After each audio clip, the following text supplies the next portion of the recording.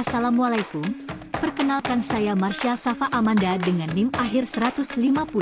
Saya ingin mempresentasikan materi Digital Information Warfare dan Business Intelligence, analisis fenomena politik dan bisnis di Indonesia dalam mata kuliah Bisnis Digital dan Inteligensi Bisnis.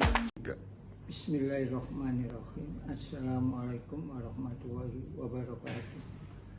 Dalam konten video ini merupakan ringkasan analisis dari mahasiswa yang saya ampu, yaitu dari mata kuliah Bisnis Digital dan Intelijen Bisnis. Konten ini berisi dari beberapa teori, yaitu teori Bisnis Digital dan teori Intelijen Bisnis. Teori ini dipakai dasar untuk menganalisis dan mengambil kesimpulan dari fakta-fakta dan kasus kejadian yang ada di dunia digital, terutama diambil dari podcast, YouTube, kemudian Instagram, dan lain-lain yang ada di dunia digital. Kepada mahasiswa kami ucapkan terima kasih yang sudah berusaha untuk melaksanakan tugas dari mata kuliah Bisnis Digital dan Intelijen Bisnis. 1.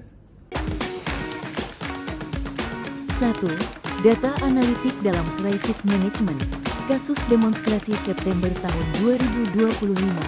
Kasus demonstrasi September tahun 2025 menunjukkan bagaimana data digunakan sebagai strategi manajemen krisis. Pemerintah memakai bisnis intelligence untuk menyoroti ribuan provokator, sementara Ferry Irwandi mengajukan counter data korban jiwa. TNI menerapkan intelligence gathering layaknya competitive intelligence. Hal ini menegaskan pentingnya integritas data sebagai aset strategis dalam membentuk opini publik dan pengambilan keputusan di era digital. 2. Clickbait vs Data Integrity. Kasus Nadiem Makarim.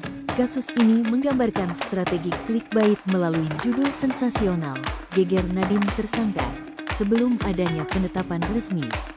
Meski berisiko misinformasi, klaim tersebut terbukti benar saat Kejaksaan Agung menetapkan Nadiem sebagai tersangka dengan kerugian 1,98 triliun rupiah.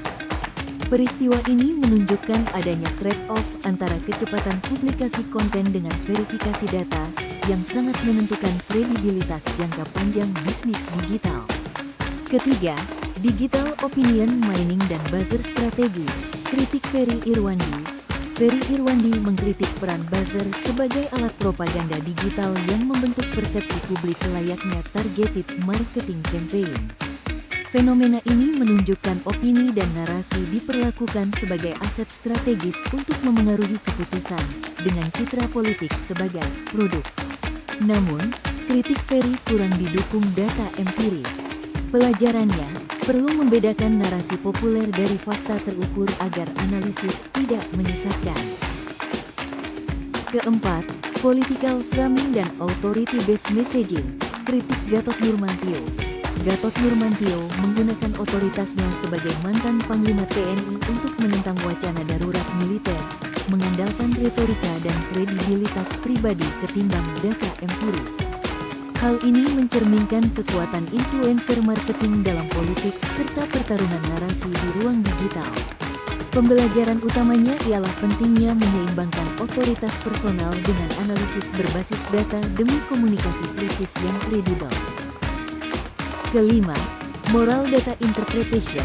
Kritik Cak Nun terhadap kebijakan ekonomi. Cak Nun mengkritik kebijakan ekonomi pemerintah yang terlalu berfokus pada indikator pertumbuhan tanpa memperhatikan dampak sosial. Ia mengedepankan otoritas moral ketimbang data empiris, menekankan pentingnya pesan etis dalam komunikasi publik.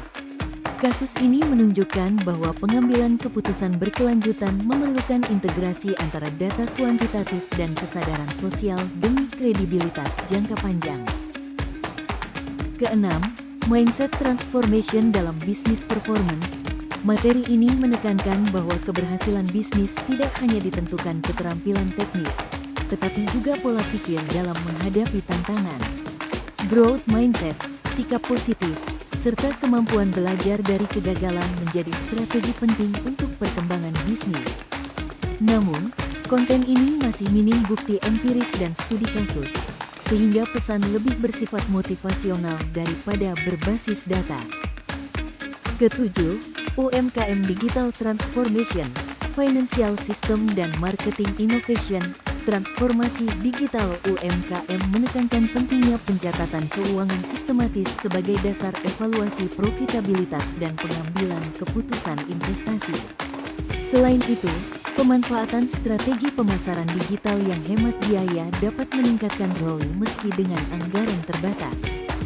Namun, masih terdapat hambatan berupa rendahnya kesadaran pencatatan, keterbatasan teknologi, serta minimnya sumber daya. Kedelapan, fokus manajemen dalam digital business environment. Materi ini menyoroti pentingnya manajemen fokus dalam lingkungan bisnis digital yang penuh distraksi. Pembicara menekankan pengendalian gangguan, menolak multitasking karena menurunkan produktivitas, serta merekomendasikan fokus pada satu tugas. Selain itu, dibutuhkan lingkungan kerja yang mendukung serta kebiasaan konsisten melalui pengaturan prioritas dan pemblokiran digital agar fokus dapat terjaga secara berkelanjutan. Kesimpulannya, secara ringkas, kedelapan topik menunjukkan bahwa keberhasilan bisnis digital sangat bergantung pada integritas data, strategi komunikasi yang tepat, serta pola pikir yang adaptif. Berbagai kasus yang dibahas menegaskan pentingnya akurasi informasi, pemanfaatan otoritas yang didukung bukti data, serta perpaduan antara inovasi teknologi dan nilai kemanusiaan. Bagi UMKM, pencatatan keuangan yang sistematis serta penerapan strategi pemasaran digital menjadi kunci untuk bertahan sekaligus berkembang di era digital.